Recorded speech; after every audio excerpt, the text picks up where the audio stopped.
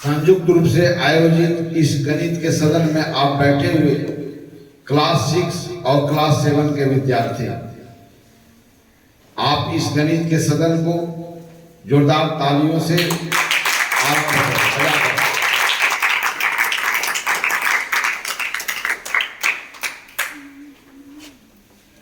आप सबों की या ऐसा अनुरोध रहा कि सर ज्योमेट्री के बारे में अभी तक कुछ जानकारी नहीं दी गई है, ज्योमेट्री के बारे में पढ़ाया जाए। तो मैं आपके इस सदन में ज्योमेट्री के बारे में आपसे चर्चा करने जा रहा हूं। कुछ दिन पहले सिर्फ एक दिन ज्योमेट्री के बारे में आपसे चर्चा हुई थी और लगातार ज्योमेट्री के बारे में चर्चा होगी जब तक क्लास 6, 7 और 8 तक के जो अवधारणा है उनको बेहतर तरह से ना समझ जाए। यह सदन में जो हम गणित विषय आपके साथ पर हम चर्चा करते हैं, यह यहाँ पर किसी चीज को समझने का तरीका क्लासरूम से बिल्कुल अलग हट करके है। यहाँ पर किसी भी विषय, किसी भी फैक्ट के बारे में जो आपका निर्णय आएगा वो आपके द्वारा आएगा, सिर्फ मैं मोटिवेट करूंगा। तो आइए हम इस सदन का शुरुआत करते हैं। पूर्व की जो आपसे चर्चा हुई है उन बातों को आपको स्मरण दिलाते हुए फिर हम नई चीजों को आपके साथ चर्चा करते हैं। तो पिछले सदन में आपको बताया गया कि ज्योमेट्री क्या है, गणित का कौन सा ब्रांच है। तो गणित का वह शाखा जिसमें आकृतियों के गुणों के बारे में अध्ययन करते हैं, आकृतियों के मापन के बारे में अध्ययन करते हैं और सरल आकृतियों के संयोजन से जटिल आकृतियों के निर्माण के बारे में चर्चा करते हैं, तो उस शाखा को हम ज्यामिति कहते हैं। The branch of mathematics where we study the properties about different kind of figures. Means what do we study mainly in geometry?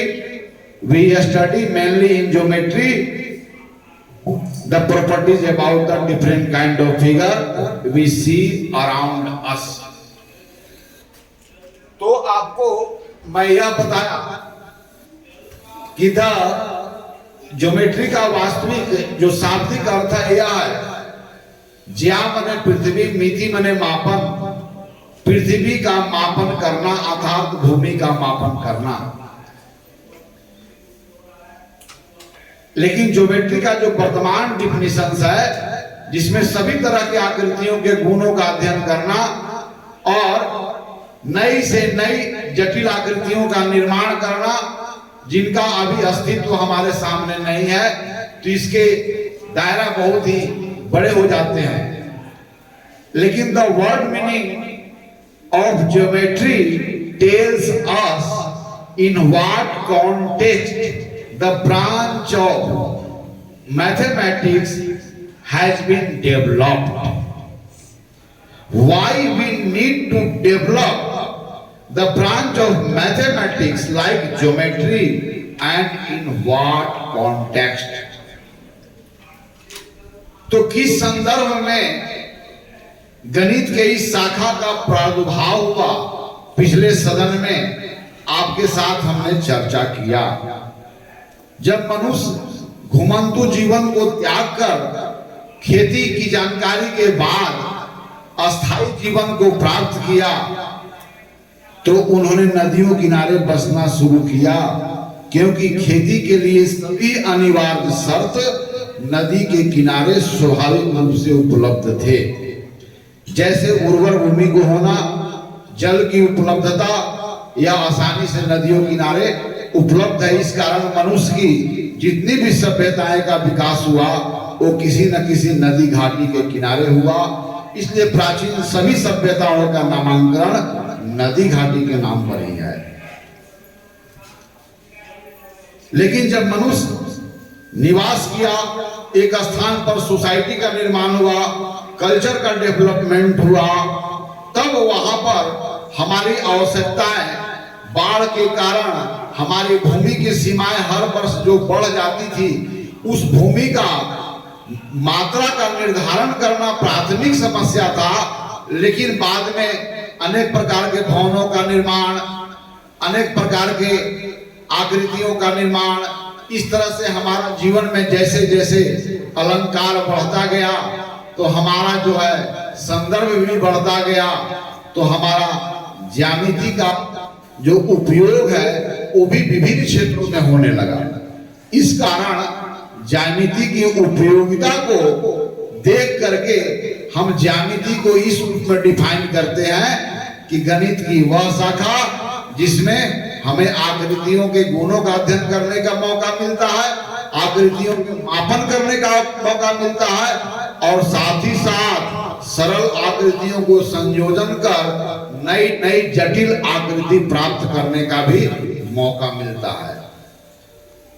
तो आइए अब हम लोग अगली बात करते हैं कि सारी बातें पिछली सदन में आपके साथ सारी है।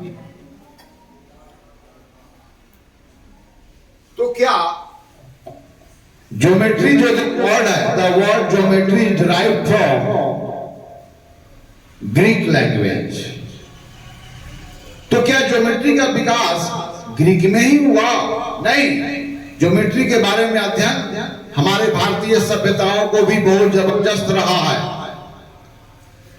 मोहनजोदड़ो हड़प्पा की खुदाई से प्राप्त बर्तनों पर प्रतिच्छेदी वृत्तों का होना, तरह तरह के वेदियों के निर्माण में नियमित नियमों का पालन करना, यह सब दर्शाता है कि हम भारतीयों को भी ज्यामिति के बारे में अनादिकाल से कुछ ज्ञान रहा है। लेकिन ज्योमेट्री की जब बात आती है तो हम किस ज्योमेट्री की बात करेंगे? यूक्लिड ज्योमेट्री की, यूक्लिडियन ज्योमेट्री की।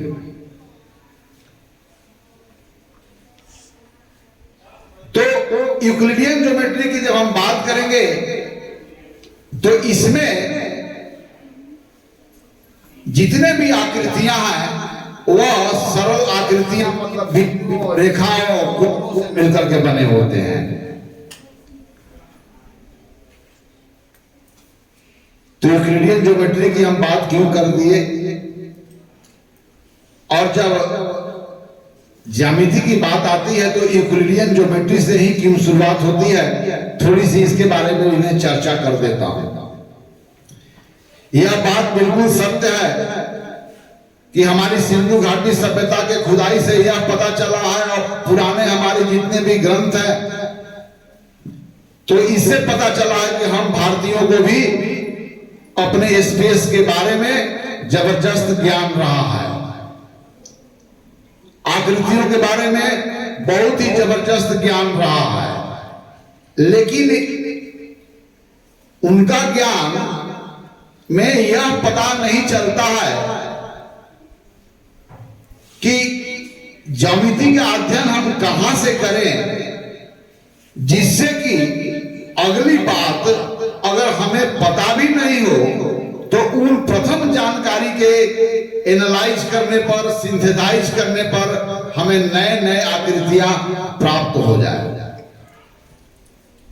तो यूक्लिड का ज्योमेट्री अन्य ज्योमेट्री से इस बात में अलग है कि यूक्लिड का ज्योमेट्री कुछ आधारभूत कथनों से शुरू होता है, जिस कथन को हम प्रारंभ में सत्य मान लेते हैं, और उन्हीं सत्य कथनों के द्वारा नए नए कथनों को निगमित किया जाता है, ड्राइव किया जाता है।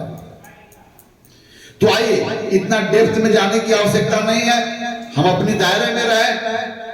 तो मैं आपको सबसे पहले यह बताऊंगा कि दो आकृतियों को जोड़ने से एक तीसरी प्रकार की आकृति प्राप्त हो जाती है। तो वह कौन सी आकृति है जहां से सभी आकृतियों का बनना शुरू होता है? अर्थात हम आज आपके साथ बिंदु के बारे में चर्चा करेंगे। तो बिंदु के बारे में क्यों चर्चा करेंगे, उसके बाद हम लोग रेखा के बारे में क्यों चर्चा करेंगे, इन बातों को जानने के पहले मैं कुछ चीज लिखता हूं बोर्ड पर और आप लोग समझेंगे कि मैं क्या कर रहा हूं।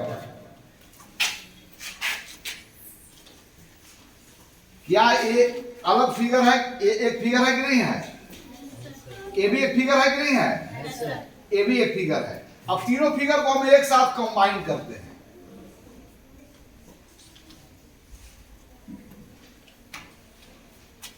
तो यह फिगर इन तीनों फिगरों का क्या है? कॉम्बिनेशन है।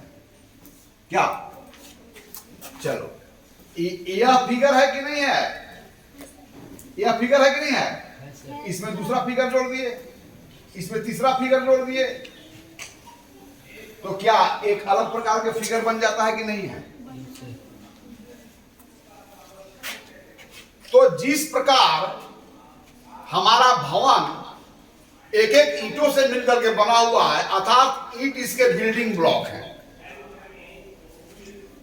तो क्या आपको बताना है कि यह जितने भी पिक्चर है, यह जो पिक्चर है यह किससे मिलकर बना हुआ है? यह और यह।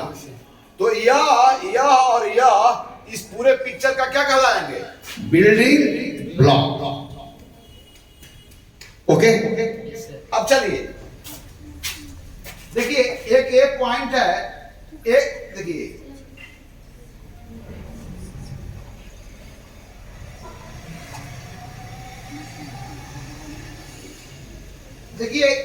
यह फिगर और यह फिगर को कंबाइन कर दिए तो एक अलग फिगर मिला कि नहीं मिला?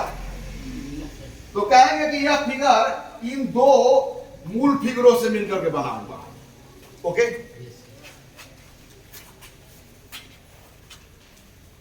अब मुझे एक चीज बताइए, आप लोग मुझे बताएंगे। एक फिगर मैं बताता हूं।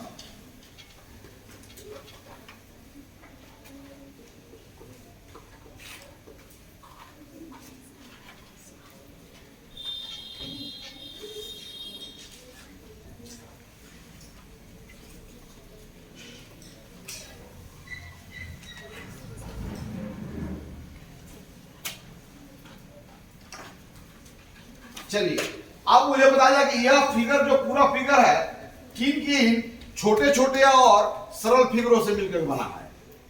अलग बताइए, उसको अलग अलग पार्ट कर सकते हैं। यह जो फिगर है, अब मुझे बताइए कि यह किन फिगरों से मिलकर के बना है? कौन बताएगा? आओ बताओ।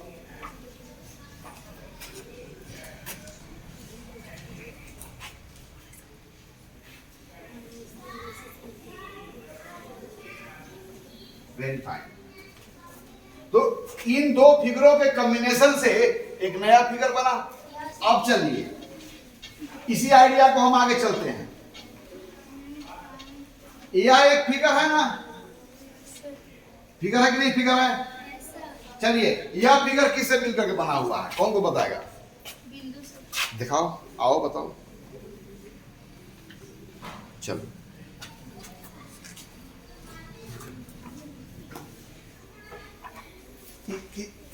इससे मिलकर बना हुआ है यह। चलो चलो, यह फिगर किससे मिलकर बना हुआ है? चलो, ये दोनों से मिलकर बना हुआ है। अरे यह फिगर इससे दोनों से मिलकर बना हुआ है कि नहीं बना हुआ है? अब यह फिगर इन दोनों से मिलकर बना हुआ है कि नहीं बना हुआ है? यह फिगर इन दोनों से मिलकर बना हुआ है कि नहीं बना हुआ है? अब यह फिगर भी किससे मिलकर बना हुआ है? यह फिगर किससे मिलकर बना हुआ है?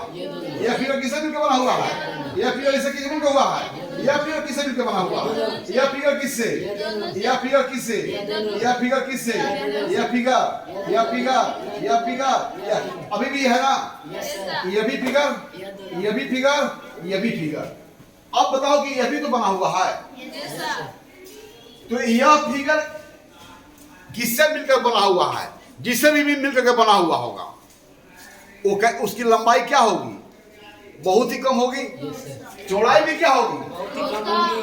और मोटाई का मतलब कि यह पृष्ठ पर अगर उभरा होगा तो इसकी मोटाई क्या होगी? बहुत ही कम होगी। Very fine.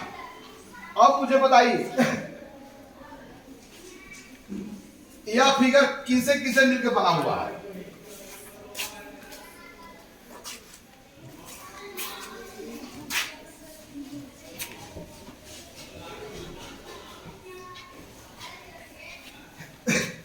क्या यह फिगर ऐसे तीन लाइन सेगमेंट से मिलकर बना हुआ है कि नहीं बना हुआ?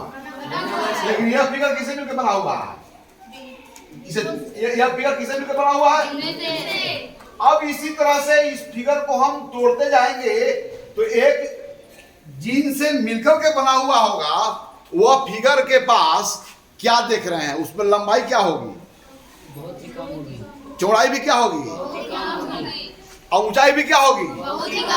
यानी कि यह सभी फिगर जिनसे मिल करके बने हुए हैं। जैसे तरह तरह के फिगर बनाते हैं, यह एक फिगर हो गया, यह भी फिगर हो गया, यह भी फिगर हो गया, यह भी फिगर हो गया, लेकिन सभी फिगर जिनसे मिल करके बने हुए हैं। कैसी आकृतियां से? चलिए, कोई भी आकृति होगा तो उसमें लंबाई होगी, उसमें चौड़ाई होगी, मोटाई होगी। कोई जरूरी नहीं कि मोटाई होगी, अगर हम आगे बात करेंगे। चलिए, तीनों चीज होगी उसमें, फिलहाल मान ले। तो यह सभी आकृतियां जिनसे मिलकर के बने हुए हैं, उन फिगरों के लंबाई, चौड़ाई और मोटाई के बारे में आपका क्या कहना है? लंबाई कैसी होगी? चौड़ाई कैसी होगी? और ऊंचाई कैसी होगी? इसको बोलते हैं नगण्य। क्या बोलते हैं हम लोग? नगण्य। इतना कम कि गिनने योग्य नहीं है। इसको भी क्या बोलेंगे? नगण्य। तो जितनी भी आकृतियां आप बनाओ, लेकिन वह आकृतियां जिन छोटी आकृतियों से मिलकर के बनी है, उसमें लंबाई क्या है? नगण्य। चौड़ाई क्या है? नगण्य। ऊंचाई क्या है? नगण्य। यस। अब देखो जरा, देखो ये नगण्य आकृति है ना, इसका लंबाई क्या है? नगण्य। अब देखो, ऐसे ऐसे चीजों को हम जोड़ते हैं तो क्या हो जा रहा है? अब इसको और भरते जाएंगे।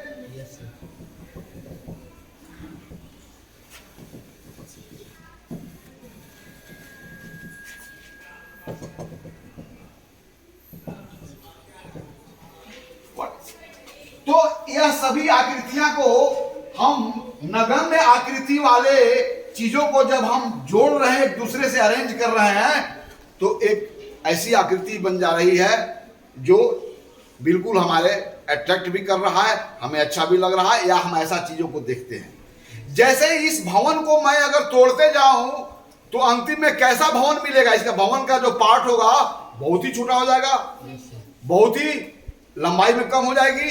तो वह अंतिम क्या होगी? तो अंतिम क्या होगी? भवन को मैं तोड़ूं तो किनसे मिलकर के बने हुए हैं? तो ईटा के जो लंबाई है इस भवन के तुलना में क्या है? नगण्य। इसमें मोटाई है, उसकी तुलना में क्या है? तो यह भवन जिसकी लंबाई गणना करने योग्य है, जिसकी चौड़ाई गणना करने योग्य है, वह जिन चीजों से मिलकर के बना है उसकी लंबाई क्या है? नगण्य है। चौड़ाई क्या है? नगण्य। तो इन एक्टिविटी के द्वारा आप क्या कह सकते हैं कि सभी आकृतियां किनसे मिलकर के बनी होती है? लेकिन बिंदु तो बताया नहीं।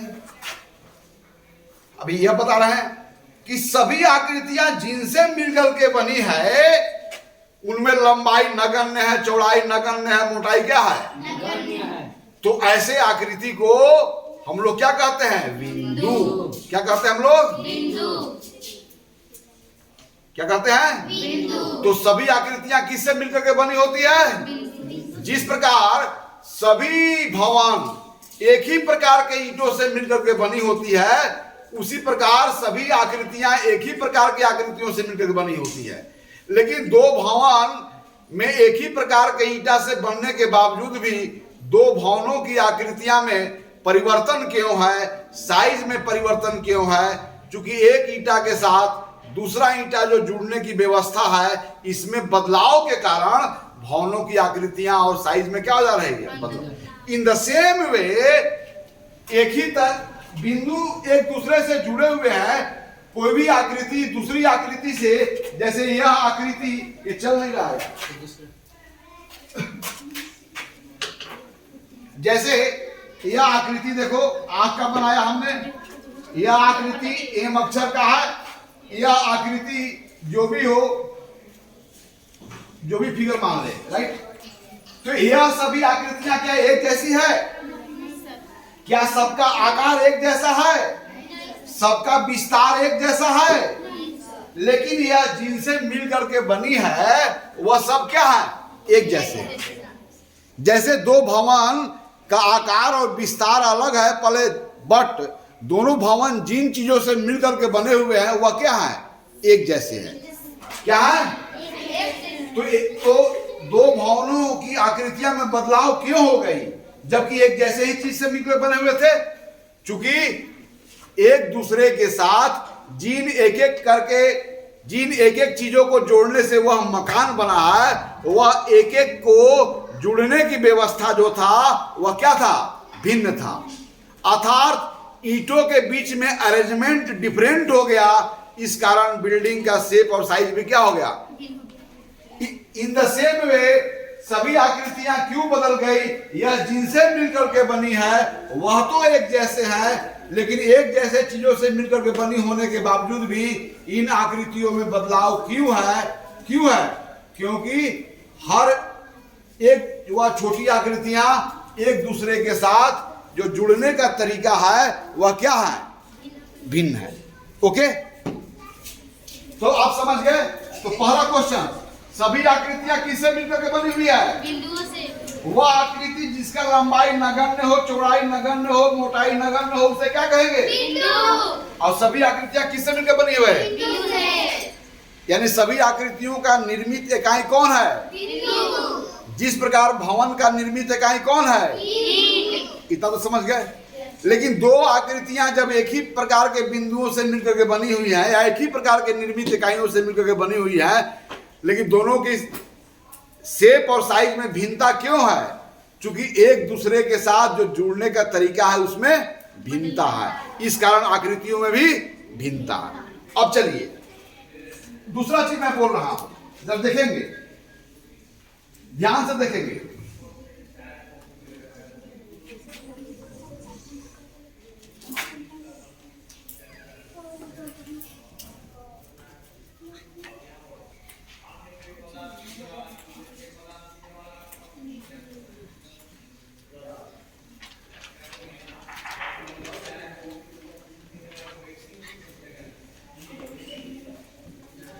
चलो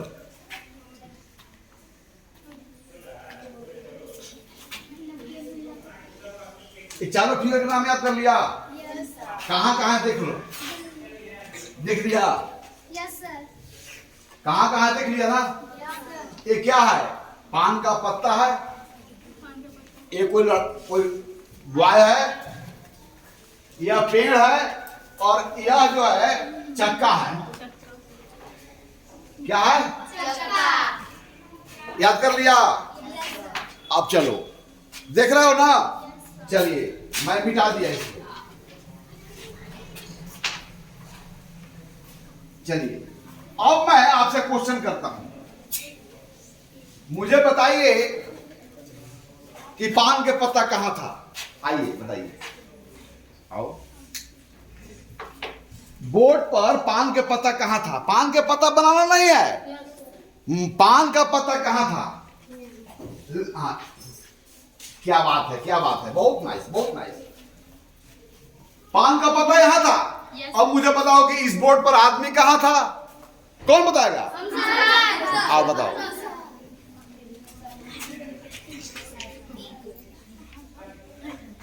चलो आदमी यहां था। अच्छा वो चक्का कहां था? कौन बताएगा? आओ।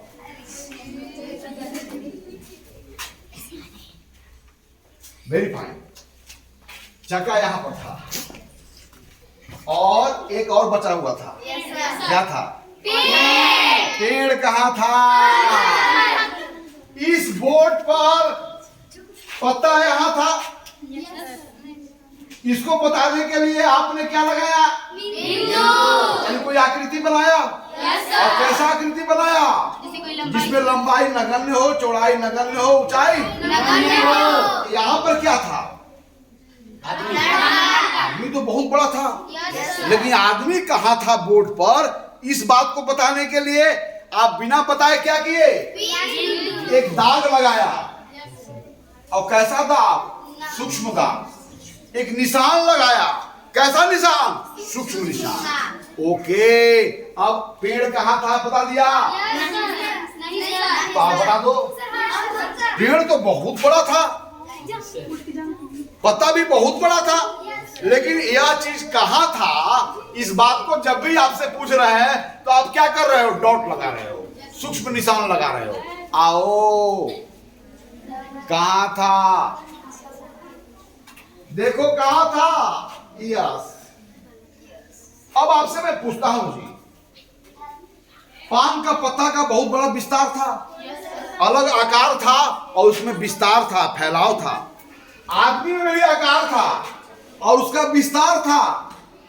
यहां पर चक्का में भी आकार था और उसका विस्तार था, और यहां पर पेड़ में भी आकार था, उसका विस्तार था। लेकिन जब अब मैं आपको कहा कि इस बोर्ड पर अर्थात इस तल में वह कहाँ है, वेयर दे आर लोकेटेड, तो for telling their locations what you really did, you made a dot. You made a dot for telling where the man is lying, where your wheel is lying. Okay?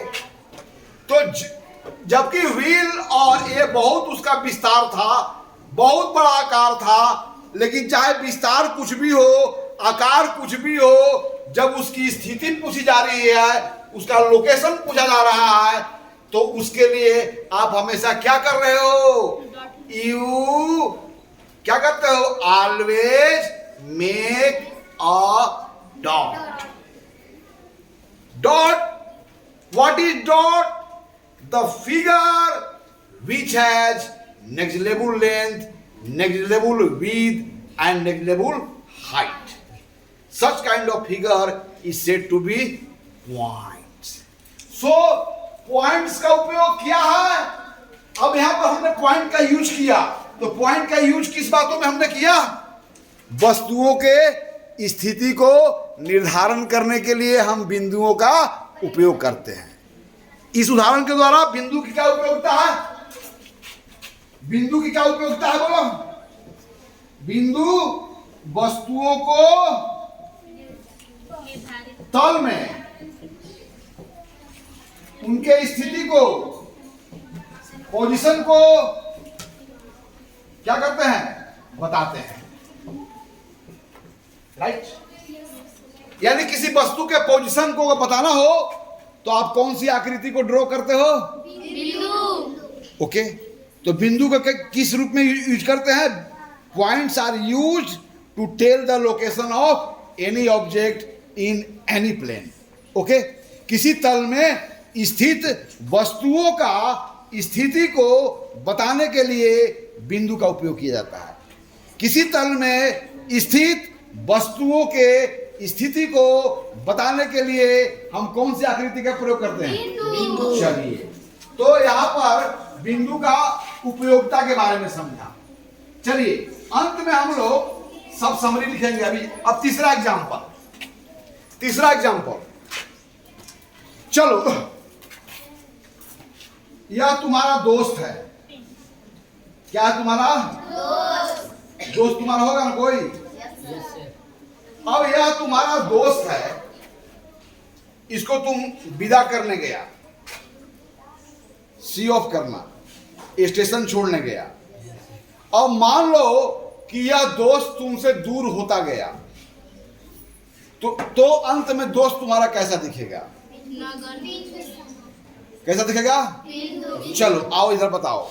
यह तुम्हारा दोस्त अगर तुमसे बहुत दूर हो जाए तो कैसा दिखेगा? आंखों में उसकी कैसी तस्वीर बनेगी? तुम्हारा दोस्त की कैसा छवि होगा तुम्हारी आंखों में?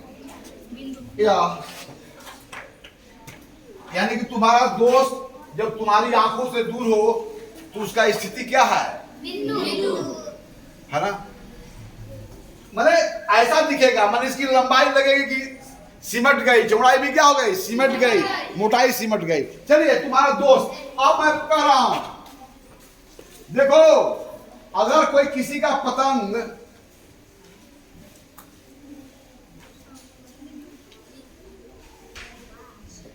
यह पतंग है जो आकाश में उड़ रहा और धागा को हम ढीलते जा रहे हैं, तो तुम्हारी पतंग आंखों से क्या हो रही है,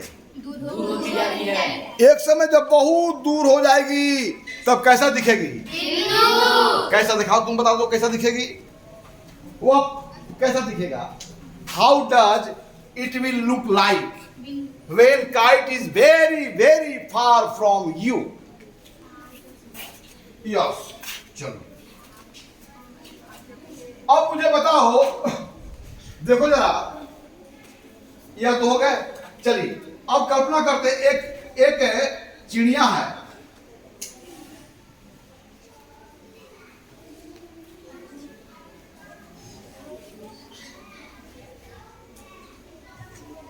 ये चिड़िया है ना, यह चिड़िया बहुत उड़ती है, नजदीक थी, दिखाई पड़ रहा था कि दोनों आंखों के बीच की दूरी कितनी है, इसके डैने कितने बड़े हैं, इत्यादि इत्यादि। यही चिड़िया जो जब तुम्हारी आंखों से बहुत दूर चला जाए तब तुम्हारी आंखों में इसकी छवि कैसी बनती है, कौन बताएगा, आओ कैसी बनती है, उसका नाम बाद में देंगे। चलो दिखाओ, आ जाओ, तुम आ जाओ।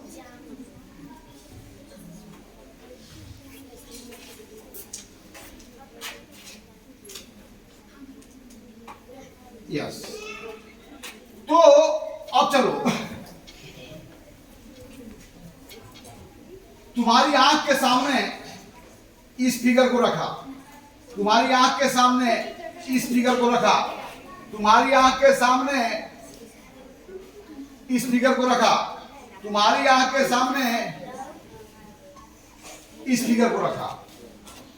क्या आंख के सामने है तो सबकी शेप और साइज अलग दिख रही है। अब मान लो कि इन सभी को एक साथ हम आपसे दूर करते जाएं, तो क्या दूर होने के बाद सभी फिगरें क्या अलग अलग दिखेगी कि एक जैसी दिखेगी, एक जैसी दिखेगी, तो कैसी दिखेगी, जरा बता दो, आ जाओ बता दो, आ जाओ बता दो।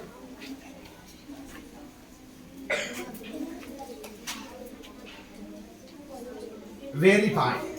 अब मैं पूछ रहा हूं कि कोई भी वस्तु का आकार जैसा भी हो लेकिन तुम्हारी आंख से बहुत दूर चला जाए, तब उसकी जो आकृति तुम्हारी आंखों में बनती है उसे हम लोग क्या कहते हैं, और जो आकृति तुम्हारी आंखों में बनती है उसके लंबाई के बारे में क्या कहना है, क्या कहना है, चौड़ाई के बारे में क्या कहना है, और ऊंचाई के बारे में क्या कहना है, अर्थात वह आकृति जिसकी लंबाई चौड़ाई ऊंचाई नगण्य हो उसे हम लोग क्या बोलेंगे, बिंदु। अब चलिए, यानी कि अच्छा, किसी वस्तु को, चाहे वस्तु का कितना भी बड़ा हो कितना भी छोटा हो, लेकिन वह कहां पर स्थित है इस बात को बताने के लिए हम कौन सी आकृति का प्रयोग करते हैं, बिंदु। और सभी आकृतियां किन से मिलकर बनी होती है, बिंदु से। यस, समझ रहे ना। तो सूक्ष्म शार्प पेंसिल के द्वारा, शार्प नुकीले पेंसिल के द्वारा पन्नों पर लगाया गया सूक्ष्म निशान यह बिंदु नहीं है बल्कि बिंदु का आइडिया देता है। वास्तव में बिंदु की परिभाषा है जिसमें लंबाई न हो, चौड़ाई न हो, ऊंचाई न हो। तो जब लंबाई चौड़ाई ऊंचाई अगर 0 हो जाएगा उस स्थिति में वह आकृति आंख को दिखेगी, तब हम बिंदु के बारे में क्या चर्चा करेंगे। तो हम यहाँ पर ऐसी आकृति बनाते हैं जिसकी लंबाई न के बराबर हो, चौड़ाई न के बराबर हो, ऊंचाई, लेकिन इन बिंदु को देख करके वह जो बिंदु की परिभाषा दी गई है उसकी समझ हमारे दिमाग में आती है। इसलिए कहा जाता है कि कागज के पन्नों पर नुकीले शार्प पेंसिल के द्वारा या नुकीली पेंसिल के द्वारा कागज के पन्नों पर जो निशान लगाए जाते हैं वह बिंदु नहीं है बल्कि बिंदु होने का बोध कराता है। This figure is not a point but it also gives an idea of point। यदि पॉइंट होगा तो ऐसा एग्जिस्ट करता होगा, अर्थात इसकी हम सूक्ष्मता को देख करके और सूक्ष्मता की हम कल्पना कर सकते हैं। तो आज के इस सदन में हम लोग बिंदुओं के बारे में पढ़ा। अब सार रूप में मैं बोल रहा हूं, क्या क्या पढ़ा कि आकृतियां तो अनेक होती है, लेकिन सभी आकृतियां किससे मिलकर बनी होती है?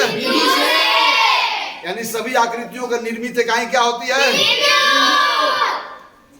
वस्तु चाहे जितना भी बड़ा हो, लेकिन उसकी स्थिति बताते हैं, तो स्थिति बताने के लिए हम लोग कौन सी आकृति प्रयोग करते हैं?